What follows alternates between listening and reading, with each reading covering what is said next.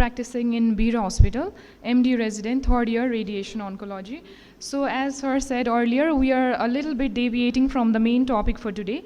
I'd like to discuss briefly about intraoperative radiation therapy, which is a completely new thing in the field of oncology. Intraoperative radiation therapy is an intensive treatment that is administered during the time of surgery. This allows the direct radiation to the target area while sparing the normal surrounding tissue, so thereby decreasing the side effects. So it is used to treat cancers that are difficult to remove during surgery, and when there is a concern that microscopic amount of cancer may remain, and when we are not able to do total resection and subtotal resection is only taken place. So this AB et al. From University of Kyoto, Japan, he was the first one to introduce intraoperative radiation therapy in the year of 1960s, reporting its use in various intra-abdominal tumors. So basically, intraoperative radiation therapy, this allows precise localization of the tumor bed and targeted delivery of high-dose radiation to the tumor bed, and minimal exposure of the dose-limiting normal tissues that are displaced away from the tumor bed and shielded from radiation. And this can be done manually during surgery. And opportunities for dose escalation beyond that, which can be achieved by external beam radiation therapy. As during institution of external beam radiation therapy, we have to be very careful about the organ at risk, which is present around the tumor, and it does not allow us to give a full dose of radiation therapy. But when we do this intraoperatively, since the organ at risk, it can be displaced with the help of our surgical instruments and with the help of our hands, so we can give more radiation dose. And opportunities for re-irradiation, especially in recurrent cancers where further irradiation with external beam radiation therapy may not be possible. And there are various methods of intraoperative radiation therapy, like we can use with the help of electron beams, X-rays, which is known as kilovoltage intraoperative radiation therapy, and it can be done with the help of high-dose rate brachytherapy also.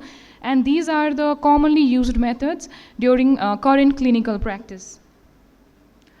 As shown in this picture, here the surgical incision has been given, and with the help of the radiation machine, which is known as linear accelerator LINAC, through the incision we place the cone of the machine inside the tumor, and through this the dose of intraoperative radiation therapy is delivered.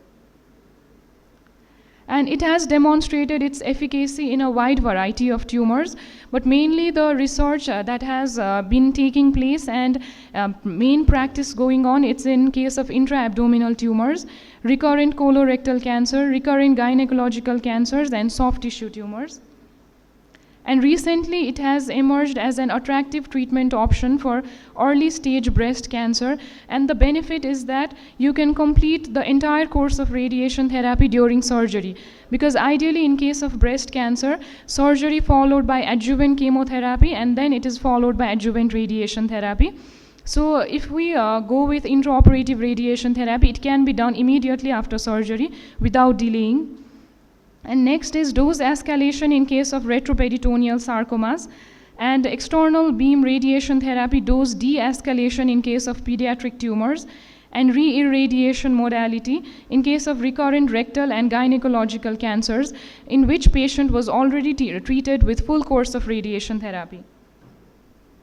So there are various clinical results with IORT. In case of head and neck cancers, despite the use of multidisciplinary treatment protocols, including surgery, chemotherapy, and radiation therapy, locoregional recurrences occur in more than 30% of locoregionally advanced head and neck cancers, and outcomes are very poor even after surgical salvage with high rates of local failure. And in this case, re-irradiation has shown to improve local control. However, persistent late sequelae from previous course of radiotherapy may hamper the chances of effective re-irradiation with external beam radiation therapy.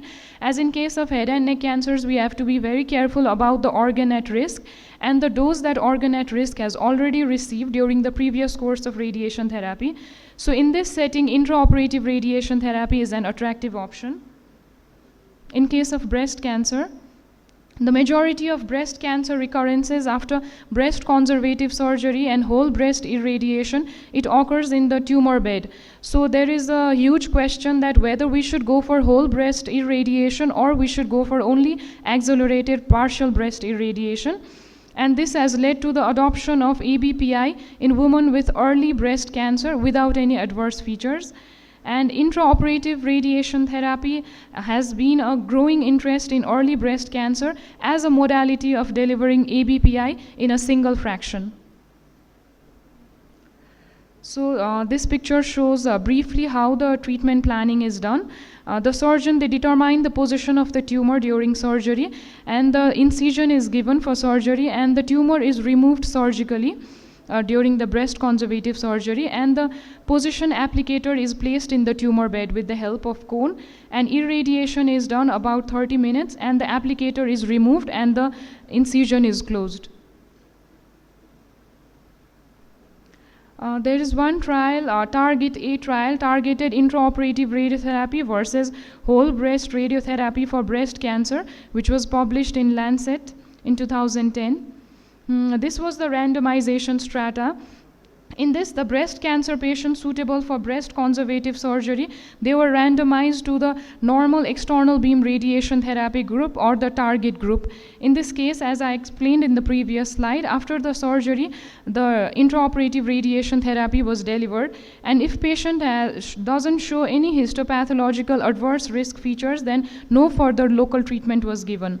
And whenever the patient showed histopathologically positive margin, they were advised for re-irradiation followed by whole breast radiotherapy. But then in this case, they omitted the tumor bed boost as they have already received intraoperative radiation therapy.